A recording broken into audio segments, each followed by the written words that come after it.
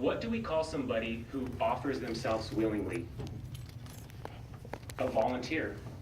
And volunteers of God's kingdom spend over 1,933,473,727 hours spreading the kingdom message last year.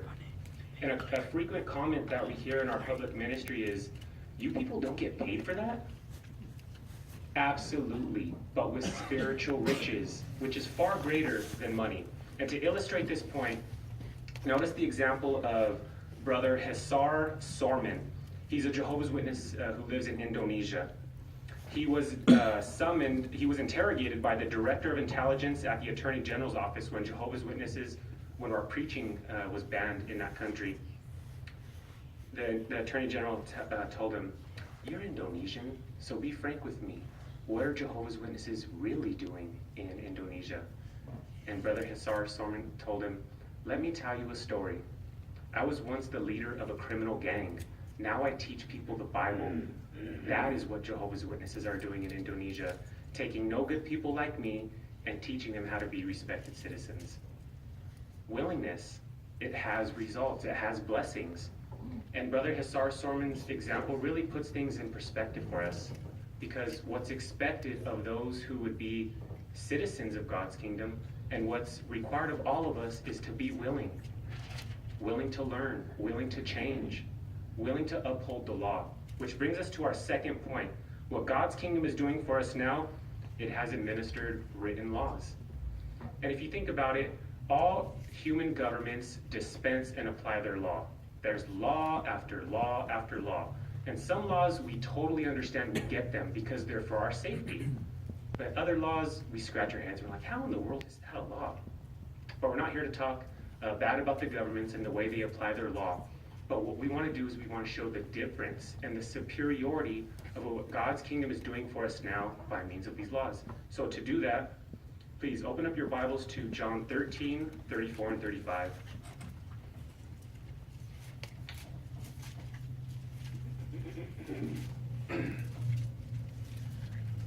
I am giving you a new commandment, that you love one another. Just as I have loved you, you also love one another. By this, all will know that you are my disciples if you have love among yourselves. Jesus said here that it was a commandment, and he said it 4 times. This is the law of love. God's kingdom government is the only government with the law of love. What sets this law above all other human laws? Or think about this, what human government could enforce this law? Can you imagine you're in a courtroom and the judge just tells somebody, you're going to prison for life because you did not love your brother? No, we can't imagine that. But what distinguishes this law above all other human laws is the principle of this law. Because the principle of this law can be applied in all aspects of life. In our interactions with each other, when we're at school, when we're at work, when we're at home, when we're by ourselves. In fact, it's the motivating force behind our relationship with Jehovah. Again, let's measure this law though. In this country, there's a huge debate over these guns, the gun law. Now, Jehovah's Witnesses are 100% completely neutral when it comes to these debates. But what did Jesus say? He said, love your neighbor. If love was the motivating force behind our actions, we would never pick up a firearm and use it to commit harm to another person. Not possible. Another aspect that we want to touch on about these laws is that God's laws are enforced under kingdom rule. It has a judicial system. And we can just take a couple minutes right now and talk about what a judicial system consists of. Just think about a human government. It consists of lawyers and judges and the accused and the prison system. What is it designed to do? It's designed to help people, and it's designed to protect society. But wouldn't you agree that rarely it helps a person? A lot of the times what we see is it will take an individual and it will put them in prison, and when they come out, a lot of times what we see is that it hasn't helped them. In fact, sometimes it even makes them worse. Now compare that with God's kingdom. Like all governments, it has a judicial system too.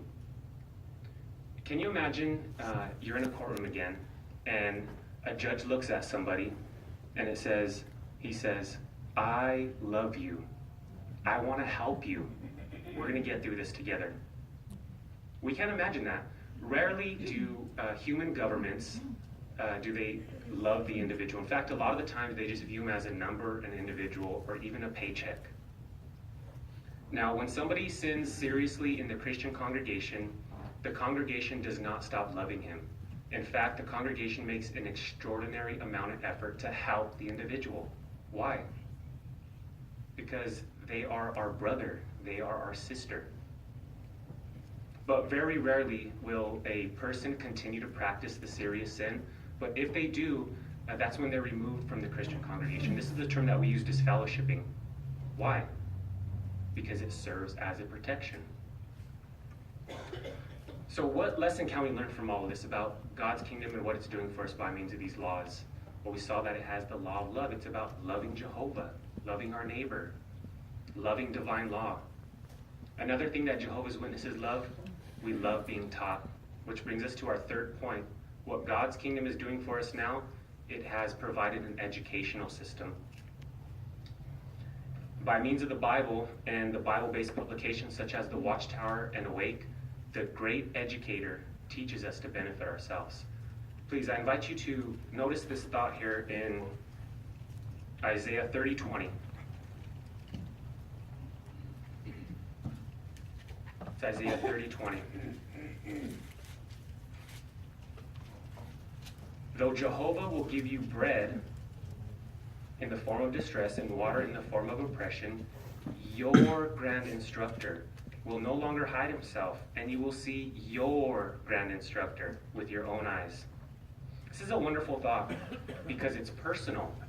See, he's your grand instructor. He's my grand instructor. To illustrate this point, I see a lot of people here who play a musical instrument. We have a guitar player, we have a violin player, we have a piano player, a harmonica. There's even an accordion player. I'm not going to say no names. I don't judge. But have you ever had lessons for your musical instrument? What happens on your lesson? You sit in front of your instructor, and you watch him, and then he watches you, and then he refines you. He gives you adjustments. Why? So that you can become a better musician. Now, secular education, it will train a person in a specific subject. And a person can learn multiple subjects over his lifetime. Now, we're not saying that we don't need to learn. We need to learn something in order to provide for ourselves and our families. What we're talking about is higher education.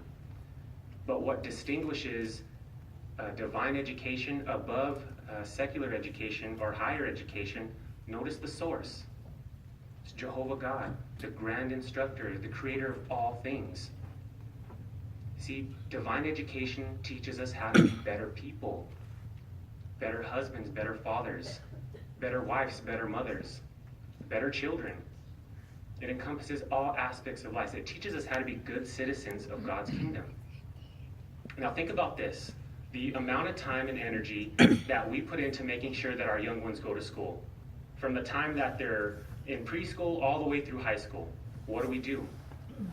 We wake up early with them in the morning, we get them ready, we make them breakfast, we make them lunch, they come home, we help them with their homework, and then what happens when they want to play hooky? Oh, I don't want to go. We say, no way, you're going today. Why? Because we realize that their education is important and we want them to develop a love for learning.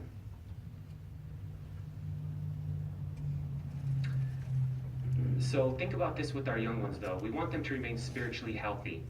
It's our God-given responsibility that we do this. It should be high on the priority list.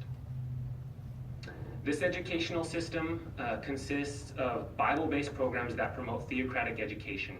And there's a ton of these programs. We don't have time to go into detail about every single one. We're just going to highlight two, but to name off some, we have the Kingdom Ministry School, the Pioneer Service School, the School for Kingdom Evangelizers, the School for Circuit Overseers and their wives, and the School for the Branch Committee members and their wives.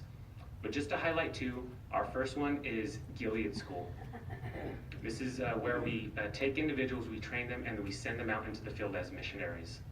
This school was inaugurated in 1943, and since then it has trained over 8,500 individuals and sent them into the field to preach the good news of God's kingdom. And according to one instructor, an objective of the school is to instill in the students a more intense desire to share in the evangelizing work. But how effective has this school been? Is there results? Well, notice this example. In 1949, there were less than 10 publishers, less than 10 people preaching the good news of God's kingdom in Japan, 1949. By the end of that year, there were 13 trained Gilead missionaries. What do we see today in 2016 in Japan? There are over 216,000 Jehovah's Witnesses, and 42% of them are regular pioneers. Isn't that just mind-boggling to see how the great educator is teaching people for what matters most? Our second program that we want to highlight is our free home Bible study program. Each week, millions of individuals are going through this program. But what's been instrumental in this work, in this program? Well, it's our publications. Our publications can be downloaded in over 700 languages from our official website, jw.org. And every day, 1.6 million people visit our website. But again, what makes this program really unique is the great educator, the grand instructor, is teaching millions of willing individuals his purpose, what's required of them, and really how to benefit themselves. So what can we learn from this? What's the application? Well, we need to take divine education seriously. We can't put our hope in higher education because it doesn't offer a real hope. It doesn't teach us how to endure faithfully. Which brings us to our fourth point, how God's kingdom helps us to endure now. Throughout history, men have made sacrifices for imperfect human governments only to end up disillusioned. God's kingdom will never, ever let us down. In fact, it's made